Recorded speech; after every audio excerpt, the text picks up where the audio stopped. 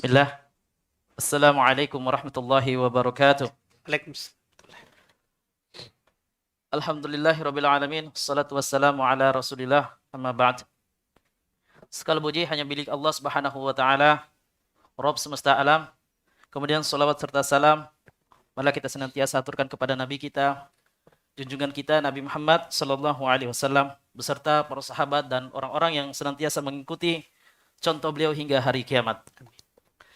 Alhamdulillah, kembali lagi kita bertemu di acara spesial kita di bulan Ramadan. Kita alhamdulillah telah memasuki Ramadan keempat, Ustaz ya. Alhamdulillah. Alhamdulillah, masih pada sehat-sehat nih. Cuman ada perubahan di masjid-masjid yang Anda lihat itu, softnya sudah mulai maju, Ustaz. Yang tadinya full, semakin masuk Ramadan, semakin berkurang softnya. Alhamdulillah. Tadinya rame, Insya Allah. Dan alhamdulillah kita masih diberikan keistiqomahan, itu kesyukuran yang luar biasa. Dan juga kami ucapkan jazakumullah khairan kepada sahibul makan yang telah memberikan kita ya selain tempat untuk beribadah juga memberikan kita nutrisi berupa makanan dan minuman. Insyaallah jazakumullah khairan. Alhamdulillah pada kesempatan malam hari ini kita sudah bersama guru kita, ustadz kita Al Ustadz Abu Yusuf Ubad Bima hafizahullah taala. Gimana kabarnya Ustadz? Alhamdulillah. Alhamdulillah Sehat. masih sehat ya Ustadz ya. Jadi Jalangkote masih memimpin klasemen sementara ya Ustadz ya. Betul. Diikuti dengan cendol. Alhamdulillah. Baik, alhamdulillah. Sebagaimana biasa, acara kita yaitu takjil, tanya jawab Islam. Disiarkan langsung di channel Abu Yusuf Ubad Bima Official di Facebook dan juga di YouTube. Sebagaimana biasa, kami ingatkan kembali kepada teman-teman yang sudah bergabung secara online dan juga yang sudah bergabung secara offline untuk menyiapkan pertanyaan terbaik, ya, memberikan pertanyaan terbaik bisa langsung lewat komentar di kolom komentar Facebook dan juga di kolom komentar di YouTube. Tentunya di channel Abu Yusuf Ubad Bima Official. Alhamdulillah, tidak berlama lagi. Ini sudah ada beberapa pertanyaan yang masuk. InsyaAllah. Kita lanjut Ustaz ya. Bismillah. Baca pertanyaan. Baik. Ada pertanyaan masuk nih lewat Facebook. Bismillah Ustadz. Apa benar para ulama berselisih pendapat mengenai hukum jual beli kucing? Ustaz? Baik. Alhamdulillah rabbil alamin. Salatu wassalamu ala Rasulillah wa ala alihi wa ashabihi wa man tabi'ahum bi ihsan ila yaumiddin. Amma ba'd. Terkait dengan pertanyaan apakah benar bahwa ada perselisihan terkait dengan jual beli kucing, ya benar begitu keadaannya. Bahwa para ulama berselisih terkait dengan hukum jual beli kucing.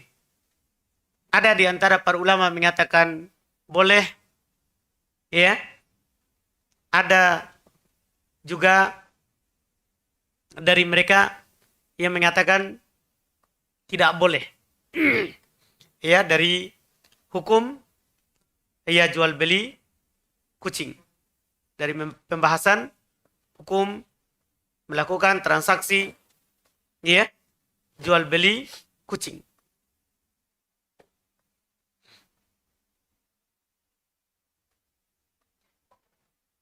Mereka kalau dari pembahasan orang Syafi'iyah, mereka akan ada yang membolehkan kalau jual beli kucing yang kata mereka yang ahliyah. Ahliyah itu jual beli kucing yang jinak, yang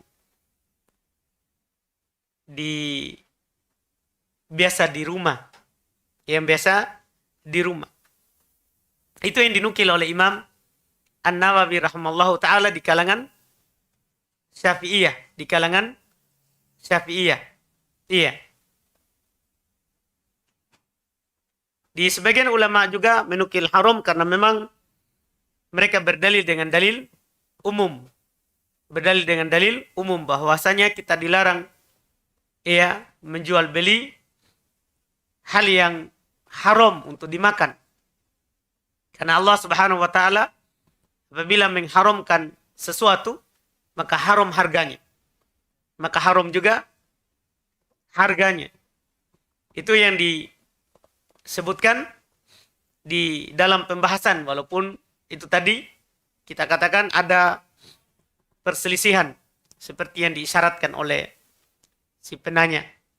Cuman dalil-dalil akan haramnya seperti Syekh Shalih Al-Fauzan, ya semoga Allah menjaga beliau berdalil dengan hadis Nabi sallallahu alaihi wasallam bahwa Nabi bersabda naha an bai'i as-sinnur, bahwa Nabi sallallahu alaihi wasallam melarang dari menjual beli kucing. Menjual beli kucing. Iya juga hadis yang kami isyaratkan tadi. Untuk hati-hatinya kita tidak perjualbelikan, itu lebih selamat dan lebih aman, wallahu alam. Kemudian Ustadz, pertanyaan selanjutnya. Mau bertanya Ustadz, bagaimana hukumnya merayakan khutmil Quran atau khotaman Al-Quran? Iya. Tidak ada tuntunannya. Dari para salaf, mereka sering mengkhatamkan Al-Quran. Tapi tidak dinukil bahwa mereka merayakannya. Tidak dinukil kalau mereka apa? Merayakannya. Iya. Wallahu alam. Kemudian Ustadz, apakah boleh zakat harta? Contohnya zakatnya yang keluar 500.000. Apakah boleh dibagikan ke 5 orang miskin atau hanya 1 orang miskin saja? Boleh. Itu yang dibahas oleh para ulama kita, bahwa zakat harta satu orang boleh dia bagi ke banyak orang, dan boleh juga dia kasih 1 orang saja. Dia punya zakat 100 juta, dia kasih 1 orang miskin, boleh. Dia mau bagi juga untuk 100 miskin, juga boleh. Tidak ada larangan, karena memang Allah Subhanahu wa taala hanya menyebutkan di surat ya At-Taubah ayat 60. Innamas shadaqatu lil fuqara wal masakin. Ya, dan disebutkan golongan-golongan setelahnya. Sedekah itu untuk fuqara dan miskin. Kan cuma disebutkan untuk fuqara, tidak disebutkan kadarnya berapa. Tidak disebutkan kadarnya berapa. Bisa dibaca ayat itu, wallahu alam. Kemudian Ustadz, bagaimana hukum sholat di belakang imam yang bacaan Al-Qur'annya atau tajwidnya dan makhrijul hurufnya tidak benar? Dan adakah bacaan saat istirahat sholat tarawih? Iya. Pertama, kalau kita cari imam yang baik, yang bagus, tentunya itu lebih utama dan lebih baik. Tapi kalau kita tidak dapat masjid kecuali itu, dan imamnya hanya itu saja, maka sholat saja di belakangnya sah. Kesalahannya dia yang mendapatkan dosanya, adapun kita akan tetap mendapatkan apa? Pahala. Kita tetap mendapatkan pahala. Tapi kalau kita bisa dapat masjid lain, maka kita tidak sholat di belakangnya, itu lebih bagus. Itu lebih bagus. Wallahu alam. Kemudian apa? Lanjutannya? Apakah ada bacaan di saat Baik. Apakah istirahat? ada bacaan setelah ada atau di antara sholat tarawih ketika istirahat? Tidak ada. Tidak ada yang dinukil dari Nabi kita Muhammad SAW bacaan dalam hal tersebut. Wallahu alam. Baik. Kami buka kembali kepada teman-teman yang hadir nih untuk bertanya. Fadal, ya. Yang paling belakang dulu.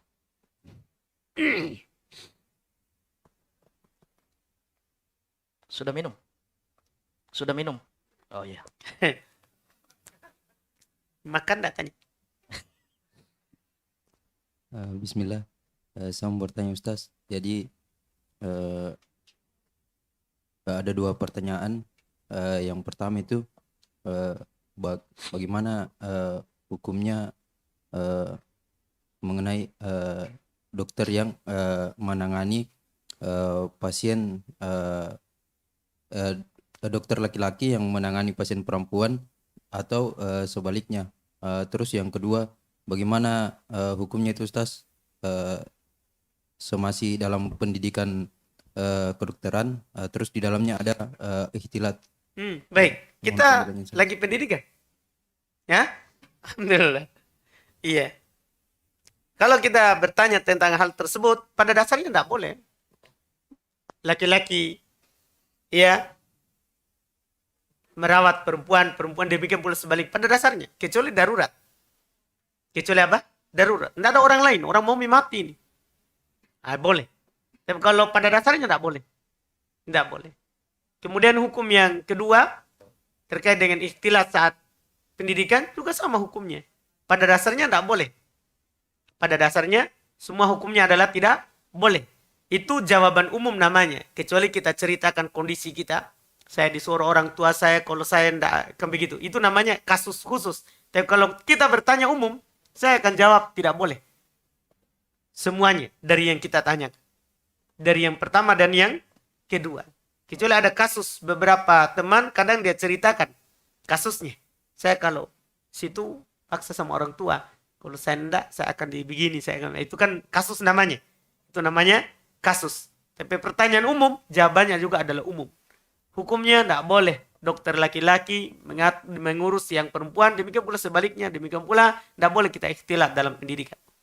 Tidak boleh kita ikhtilat dalam pendidikan. Wallahualam. Pertanyaan selanjutnya. Masih ada. Afwan. Tafadhal. Bismillah. Assalamualaikum. Izin bertanya, Ustaz, apakah ada hukum ketika si mayit ini kita menangis di atasnya, baru air mata kita kena dia? Mayat, Ketika kita menangis, apakah dilarang untuk mengenakan air mata ke si mayit ini? tidak ada larangan. Misalnya kita nangis di depan mayat, kemudian air mata kita kena dia. Apakah ada larangannya? Tidak. Tidak ada larangannya. Yang dilarang itu meratapinya. Meniyah, melakukan niyah. Meratapi menampakkan tidak ridho terhadap musibah yang menimpa. Karena Nabi SAW, laisa minna man darabal qudud wa syaqul juyub. Bukan dari kami yang meratapi mayat, memukul-mukul pipinya, merobek-robek pakaiannya. Itu yang dilarang. Ya, bukan meneteskan air mata. Karena Nabi SAW waktu meninggal anak beliau Ibrahim, menangis beliau, menetes air matanya. Umar radhiyallahu ta'ala anhu bertanya, ada apa ini? Kenapa? Maka kata beliau, air mata ya mengalir, hati bersedih, tapi kita tidak berkata kecuali apa yang diridhoi oleh Allah Subhanahu wa ta'ala. Tidak masalah orang meneteskan air mata. Wallahualam. Baik, kita lanjut pertanyaan. Izin bertanya, apabila kita masbuk saat sholat tarwih dan kita ragu imam sholat tarwih atau witir, apakah kita harus niat tarwih atau niat witir, Ustaz? Kan witir itu tarawih. Cuman dia ganjil. Kan sudah mungkin tidak didengar tadi ya. Bahwa tadi kita sudah jelaskan bahwa sholat tarawih itu termasuk sholat malam. Mulai dari witirnya, sholat dua-duanya sampai apa? Witirnya. Dua-duanya atau sampai apa? Witirnya. Semuanya. Cuma dinamakan sholat tarawih karena istirahat. Dinamakan witir karena apa? Dilakukan dalam keadaan apa? Ganjil. Kita bilang tadi 1 atau 3 atau 5 atau 7 atau 9 atau 11. Witir gitu. Jadi kalau 11 itu tadi 2 itu namanya sholat witir kalau dia niatkan witir. Sholat tarawih kalau dia niatkan apa? Tarawih. Kalau dia bilang sholat malam, semuanya mencakup. Masuk tarawih, masuk juga witir. Itu Allah tetap sah kalau dia niatkan. Kemudian Ustaz, saya punya teman yang ingin menjadi seorang ustadz. Masya Allah. Apakah memang ada sejarah para salaf jadi ustadz? Dan termasuk sebuah pekerjaan, dan apakah dibolehkan menjadi pendakwah sebagai sumber utama dalam mencari nafkah? Masya Allah. Jadi dia mau jadi ustadz supaya dapat nafkah. Begitu? Yes. Iya. Kalau dibilang seorang ustadz itu kan hanya panggilan. Kalau kita dipanggilnya ustadz. Iya. Kalau di Arab, syekh. Iya. Tergantung. Ada juga dibilang mudarris, muallim. Itu kan semua istilah penggunaan untuk pengajar. Untuk pengajar. Pertama dalam belajar, seorang niatnya harus diperbaiki. Harus diperbaiki. Karena belajar itu ibadah. Tidak boleh seorang berniat belajar supaya jadi ustadz. Nanti dipanggil dapat amplop. Iya. Untuk belajar nanti supaya kalau saya sudah belajar. Iya. Begitu. Masuk ceramah mesti dipanggil sana sini. Tidak boleh. Kita kalau belajar itu karena belajar itu ibadah. Harus niat karena Allah. Memang kita belajar niatnya karena mau mengangkat kebodohan dalam diri kita sendiri. Dan kebodohan nanti dari orang lain. Itu niat dalam belajar. Niat dalam belajar. Kalau alhamdulillah setelahnya kita ditakdirkan dan diberikan keluasan oleh Allah Subhanahu wa taala untuk menyampaikan agama, alhamdulillah. Iya. Kalau tidak itu sudah cukup. Kita belajar untuk mengangkat kebodohan dari diri kita sendiri, bukan karena dunia. Bukan karena dunia. Tidak boleh belajar supaya dikatakan ustadz. Tidak boleh. Itu bahaya sekali kalau yang seperti itu. Dalam hadis Nabi SAW disebutkan itu termasuk golongan yang pertama dibakar dalam api neraka itu orang yang belajar atau menyampaikan agama Allah supaya dikatakan alim. Supaya dikatakan ini ustadz. Itu bahaya. Supaya dipanggil dengan panggilan apa? Ustadz. Itu hal yang bahaya sekali. Itu akan masuk dari golongan yang pertama yang dibakar oleh api neraka. Iya, bahaya niat yang seperti itu. Jadi harus hati-hati. Belajar itu adalah ibadah. Iya, belajar itu adalah ibadah. Seorang harus memperbaiki niatnya. Seorang harus memperbaiki niatnya. Karena amalan itu kalau bernilai ibadah, maka tergantung pada niatnya. Tergantung pada niat. Sebagaimana dalam hadis yang semua kita sering mendengarnya. Hadis dalam riwayat Imam Al-Bukhari dan Imam Muslim. Dari Umar bin Khattab radhiyallahu ta'ala anhu. Kata Nabi SAW, innamal amalu bin niat. Wa innamal likulli imri'in ma nawa. Amalan itu tergantung pada niatnya. Dan setiap orang akan mendapatkan apa yang ia niatkan. Kemudian Nabi contohkan dua jenis niat. Satu benar, satu salah. Kata Nabi SAW, terkait dengan satu ibadah, hijrah. Hijrah itu ibadah kepada Allah. Ini disebutkan bukan pembatasan, tapi cuma contoh. Nabi sebutkan ibadah hijrah. Meninggalkan negeri kafir ke negeri Islam. Atau meninggalkan dosa kepada ketaatan. Itu namanya hijrah. Kata Nabi, man kanat hijratuhu lillahi wa rasulihi fa hijratuhu ilallahi wa rasulihi. Siapa yang hijrahnya karena Allah dan Rasulnya, maka hijrahnya kepada Allah dan Rasulnya. Setelahnya, wa man kanat hijratuhu lidunya yusibuha aw imra'atin yankihuha fa hijratuhu ila ma hajar ilaih. Siapa yang hijrah melakukan ibadah ini karena dunia yang ingin dia dapatkan atau karena perempuan yang ingin dia nikahi, maka hijrahnya kepada apa yang dia hijrah kepadanya. Artinya, kalau niatnya karena dunia, kepada dunia.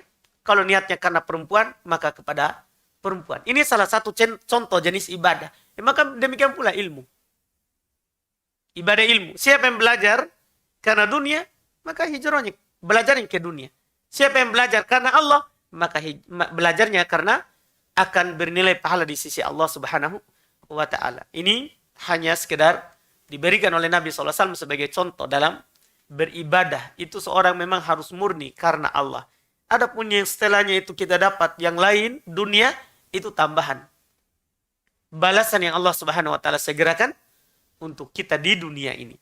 Di dunia ini. Dan kalau begitu juga niatnya, bahaya juga. Nanti kalau setelah belajar ternyata tidak dipanggil juga ustadz, tidak juga dikasih amplop, wah bahaya.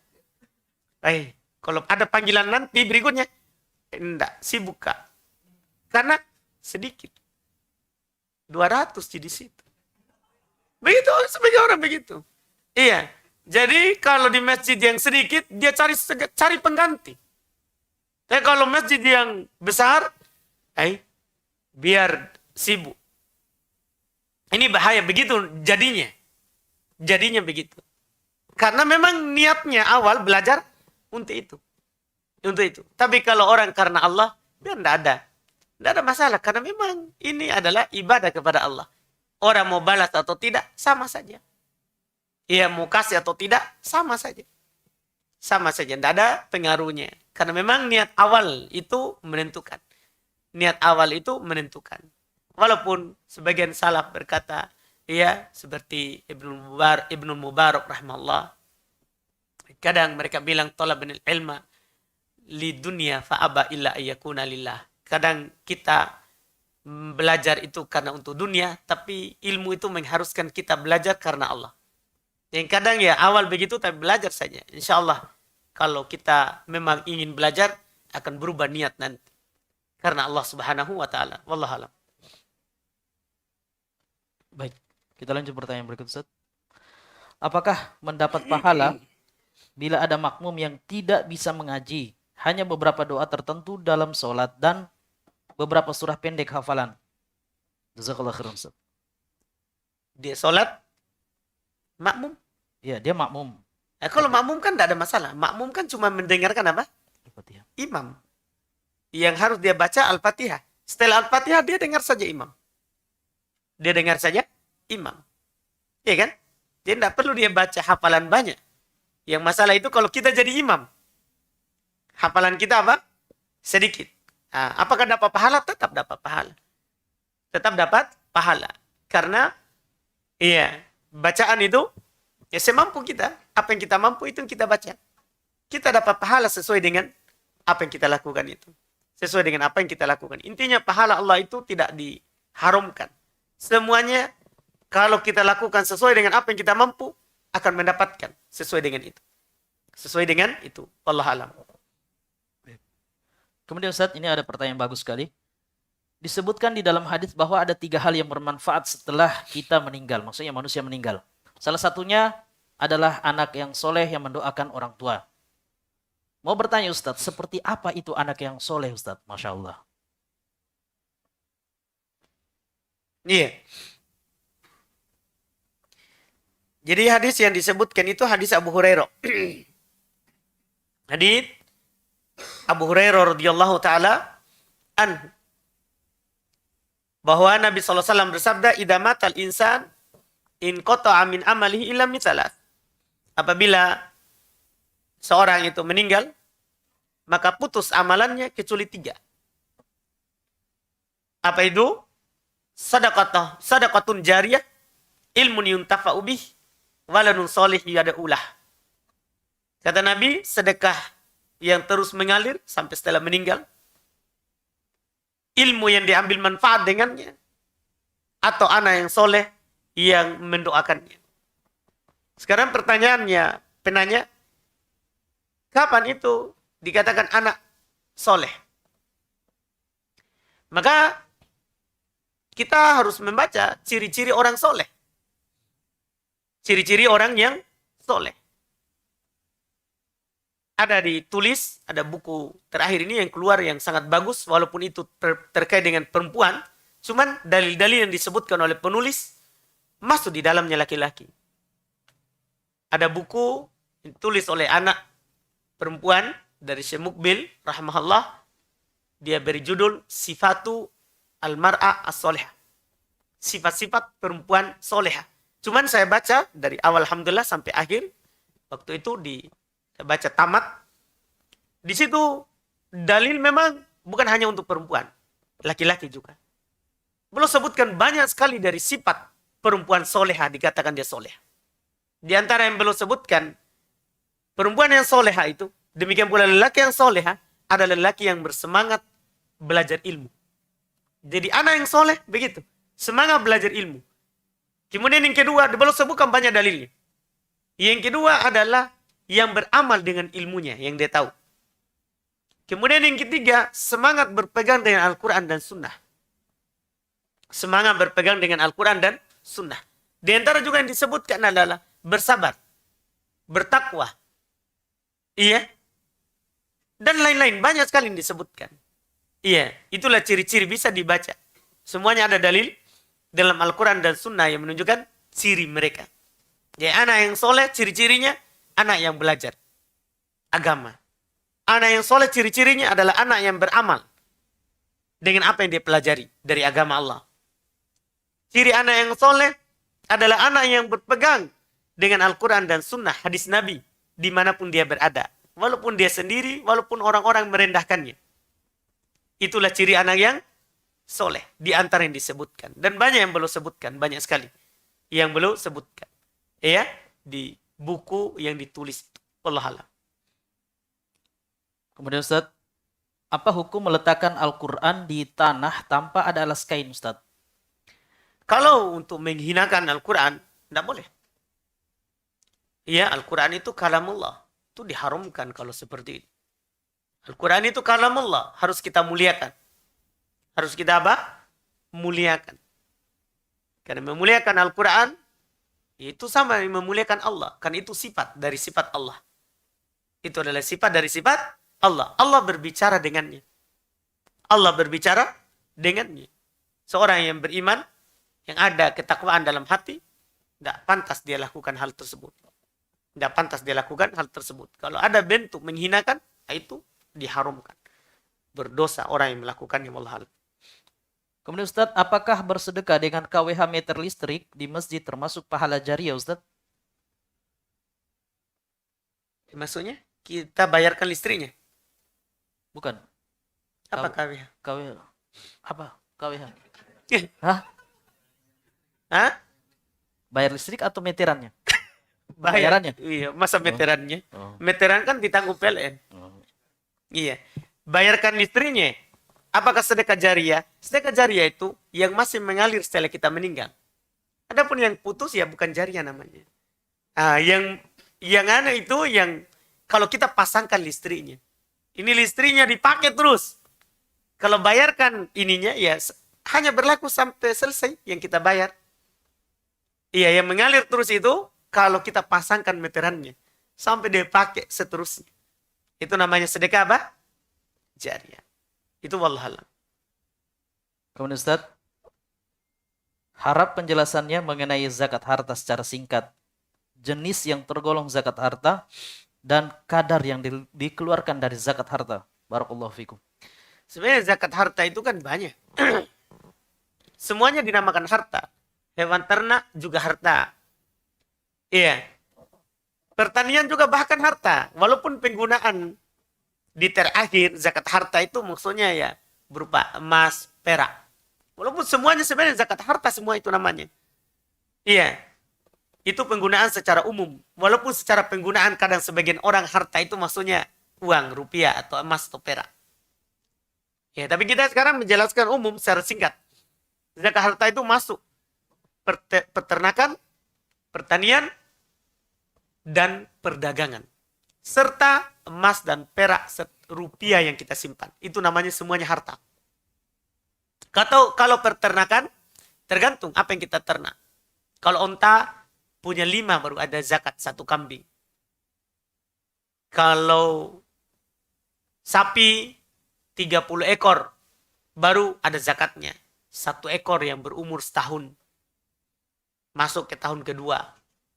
Kalau kambing maka 40 ekor baru keluar 1 ekor. Baru keluar 1 ekor. Ini secara singkat.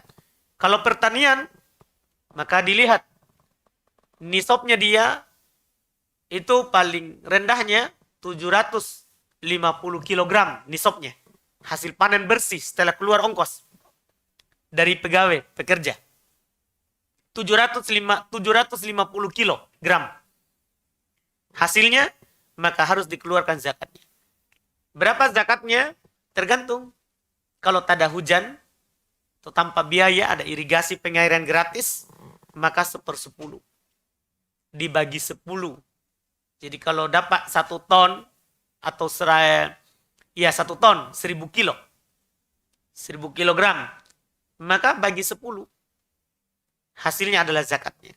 Berarti 100 kilo. Kan begitu. Kalau dapat 1 ton, 1000 kilo.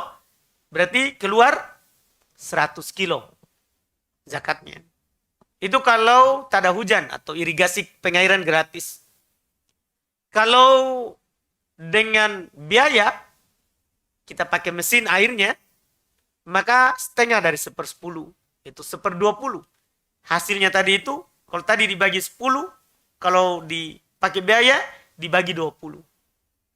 Kalau tadi 1000 kilo dapat 100 kilo yang keluar, maka sekarang setengahnya. Menjadi berapa? 50 kilo. Itu kalau zakat pertanian. Nah, kalau zakat perak, kalau kita miliki, maka paling rendahnya 595 gram baru ada zakat. Kalau kita punya 595 gram perak, maka itu nisabnya, terendahnya. Zakatnya rubul usyur. Iya. 1/40. Iya, kalau bahasa yang biasa dipakai 2,5%. Tapi dalam hadis rubul usyur. 1/4 dari 1/10. Maksudnya 1/40. Artinya perak yang kita punya tadi itu 595 gram dibagi 40. Hasilnya zakatnya. Hasilnya adalah zakatnya. Bagi 40. Itu kalau perak. Kalau emas, dia adalah 20 dinar. 20 dinar itu kalau digramkan, itu 85 gram. Baru dapat zakatnya. Itu nisabnya kalau emas. Iya, nisabnya. Zakatnya sama dengan perak. 1/40. Kita bagi 40, hasilnya adalah zakatnya. Demikian pula kalau kita punya rupiah, sama, wajib dibayar zakatnya. Cuma zakatnya dihitung kemana, emas atau perak. Para ulama memilih mengambil yang paling rendah harganya, yang paling rendah nisabnya dari perak atau emas. Maka tentunya ke perak, karena perak lebih rendah nilainya. Dia memang banyak gramnya, 595 gram. Sementara perak cuma 85 gram. Memang tinggi gramnya, tapi rendah harganya. Rendah harganya. Maka dikiaskan ke perak. Itu lebih rahmat terhadap orang miskin. Karena kalau kita kiaskan ke emas, lama baru dizakati rupiah. Lama, karena apalagi sekarang harga perak berapa? Harga emas kan tinggi. Artinya kalau kita kiaskan ke situ, segitu lama baru keluarkan zakatnya. Maka yang paling rahmat ke perak. Berarti sekarang tinggal kita hitung berapa harganya perak 595 gram. Kalau sekarang ini dengan harga 10.000 atau turun sedikit atau naik sedikit, itu 7 juta sudah dapat nisab. Sudah sampai apa? Nisabnya. Kalau harga perak yang sekarang ini. Kalau kita tersimpan uang setahun 7 juta, maka sudah dapat nisabnya. Zakatnya sama 1/40. Kalau kita punya 10 juta, bagi 40. Bagi 40. Zakatnya 250.000. Kalau kita punya 10 juta tersimpan setahun, maka zakatnya berapa? 250. Sedikit zakatnya. Sedikit zakatnya. Kalau kita punya 100 juta, maka zakatnya cuma berapa? 2.500.000 rupiah. Itu zakatnya. Demikian pula perdagangan. Sama. Perdagangan juga sama dengan rupiah tadi. Kalau kita punya uang, ya, yang kita jadikan modal sebagai perdagangan, maka ketika tersimpan setahun, modalnya itu di ujung tahun dimasukkan dengan keuntungannya. Kemudian dibagi 40. Hasilnya adalah zakatnya. Hasilnya adalah zakatnya. Itu secara singkat. Wallahualam. Baik. Waktu kita tinggal 5 menit, Ustaz. Jadi kita Alhamdulillah. cukupkan dengan 2 pertanyaan dulu, Ustaz.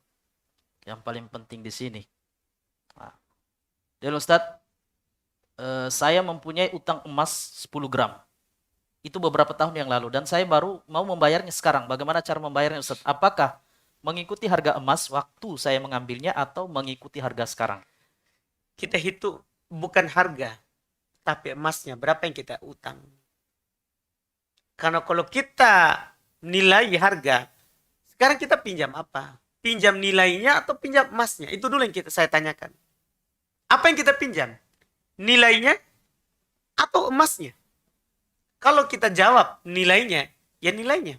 Tapi kalau kita jawab emasnya, maka emasnya. Walaupun nilainya sudah tinggi sekarang, kan kita utang emas. Kalau kita utang 1 gram dulu, ya 1 gram kita wajib bayar. Bukan nilainya. Kalau nilai yang kita ini berselisih kita sama yang tempat kita apa? Berutang. Bahaya kalau begitu. Jadi dilihat, kita utang apa? Iya, nilainya atau emasnya? Begitu yang dilihat. Itu yang diikuti. Wallahualam. Kemudian pertanyaan terakhir, Ustaz. bagaimana hukum puasa ayah saya yang sering kambuh maknya ketika berpuasa dan sering mengalami sakit kepala sehingga ayah saya tidak melanjutkan puasa. Ketika waktu sahur ayah bangun makan namun tidak melanjutkan ketika ayah mulai kambuh maknya dan sering sakit kepala. Mohon penjelasannya Ustaz. Iya. Orang tua yang tidak mampu berpuasa diberikan udzur dalam syariat kita. Dia termasuk golongan yang boleh untuk tidak berpuasa. Itu disepakati oleh para ulama. Dan yang wajib baginya adalah fidyah. Yang wajib baginya adalah apa? Fidyah. Masuk dalam keumuman ayat wa 'alal ladzina yutiqunahu fidyatu tu'amu miskin. Bagi orang yang tidak mampu untuk berpuasa, maka bayar fidyah, memberi makan orang miskin. Disebutkan oleh Ibnu Abbas ini tetap ayat ini karena dihapus sebenarnya ayat ini hukumnya, tapi belum bilang ini tetap berlaku pada orang tua, laki-laki dan perempuan. Itu wallahualam terkait dengan hal itu. Jadi boleh tidak untuk berpuasa ya Ustaz ya? Iya, kecuali diharapkan sembuhnya. Kalau diharapkan kesembuhannya, maka dia enggak. Bukan fidyah, tapi qadha. Masya Allah. Iya. Jadi memang betul-betul sakit ya. Jangan tanya kenapa tidak puasa? Sakit. Sakit apa? Pano. Masa pano tidak puasa? Jadi Oh, lain. Jadi memang sakit yang betul-betul mendatangkan mudarat ya Ustaz ya? betul. Betul. Iya. Iya. Ya sakit pano. Tanya muncul itu nih. Iya, sakit pano alasan tidak puasa. Iya. Jadi enggak puasa kenapa? Luka kakiku. Tidak ada hubungannya. Enggak ada hubungannya, alhamdulillah. Baik. Nah, ini ada ya hadiah Ustaz ya. Hmm. Tapi bukan pertanyaan terbaik nih Ustaz. Apa? Jadi kita mau kasih pertanyaan tentang materi tadi Ustaz yang kitab Majelis Syahri Ramadan. Coba deh Sampai di, berarti. ya, sampai di mana kekuatan hafalan dan mengingat apa yang sudah disampaikan Ustaz tadi. Baik. Tafadhol Ustaz, langsung. Bukan antum tanya. Kita yang tes Ustaz. Baik, alhamdulillah. Saya memberikan hadiah. Iya, ini hadiah besar, masya Allah. Masya Allah. Tebal. Buku tentang jenazah. Jangan buka-buka ya. Iya. Siapa yang mau ditanya? Ya. Rahmat. Mudah aja pertanyaannya. Bisa kita jawab ini. Tri, jangan. Yang lain. Ayo. Siapa yang mau ditanya? Yang songko hijau. Calon dokter kah? Enggak mau. Teguh. Siap. Ya. Yang masker hitam. Betul. Enggak dikandang paksa. Mudah. Enggak ada yang mau. Ya. Untuk enggak Masya bisa Allah. online deh. Kita. Betul. Yakin, Nah. Ki? Yakin. Masya Allah. Baik, alhamdulillah. Nabi SAW melakukan sholat witir, ada beberapa bentuknya. Rakaatnya. Jadi pertama begitu. Pertama, kedua begitu. Ya. 1, 3, 5, 7, 11 rakaat. Kita tahu semua dalilnya. Oh tidak ya? Nih, jelas itu yang dilakukan oleh Nabi ya. Alhamdulillah. Paling banyak berapa Nabi lakukan? Sholat malam. 2 ya dalilnya. Masya Allah tahu. Kasih. Kasih Ustaz. Oh kasih. Alhamdulillah. Alhamdulillah. Masya Allah. Barakallahu fiik. Semangat Pak ya. Alhamdulillah. Masya Allah. Ya, demikianlah acara tanya jawab Islam pada malam hari ini. Dengan tadi diberikannya hadiah kepada yang menjawab, Masya Allah, maka berakhirlah acara kita pada malam hari ini. Kemudian kami ucapkan jazakallah khairan kepada Ustadz atas ilmu serta faedah yang telah diberikan. Kemudian juga kami mohon maaf sebesar-besarnya kepada teman-teman yang sudah bergabung secara online dan memberikan pertanyaan, namun belum sempat dijawab pertanyaan pada kesempatan malam hari ini. Insya Allah kita akan ketemu lagi di besok di acara yang sama dan waktu yang sama. Yang benarnya datang dari Allah Subhanahu wa taala dan kesalahan itu adalah dari kesalahan kami sendiri. Subhanakallah wa bihamdik asyhadu an la ilaha illa anta astaghfiruka wa atubu ilaik. Assalamualaikum warahmatullahi wabarakatuh.